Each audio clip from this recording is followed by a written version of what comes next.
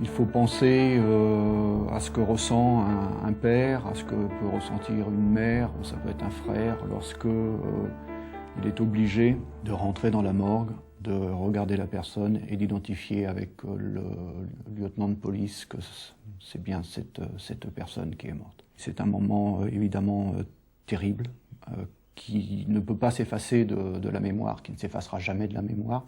Je lui disais, Hélène, fais attention, mais bon, on a été adolescents aussi, puis je pense pas que ça a tellement finalement d'impact. Quand ça vient de ses propres parents, peut-être que quand ça vient de quelqu'un d'autre, l'impact est plus fort. Il faut dire aux jeunes qui veulent faire de la moto qu'il ne faut surtout pas perdre ce rêve, mais il ne faut pas le faire n'importe comment.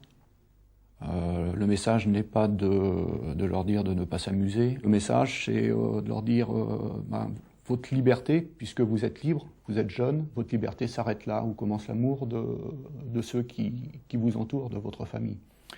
Et jouez pas avec ça. Peut-être qu'on ne dit pas assez aux gens qu'on les aime. Peut-être que je regrette de ne pas lui l'avoir assez dit, c'est tout. C'est tout, les choses... Et puis qu'elle nous manquera tout le temps, et qu'elle nous manquera, qu'elle me manque, et puis que ça sera toujours comme ça.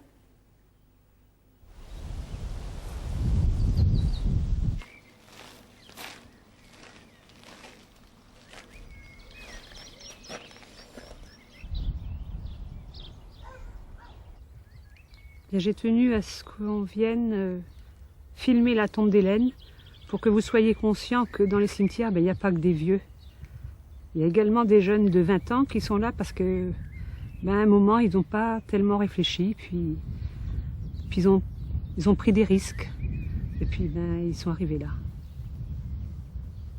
Si un de ces jeunes, un seul, dans une situation similaire à celle d'Hélène, renonce suite à ce qu'il aura entendu, à continuer une action aussi dangereuse que celle d'Hélène, pour nous, on aura gagné.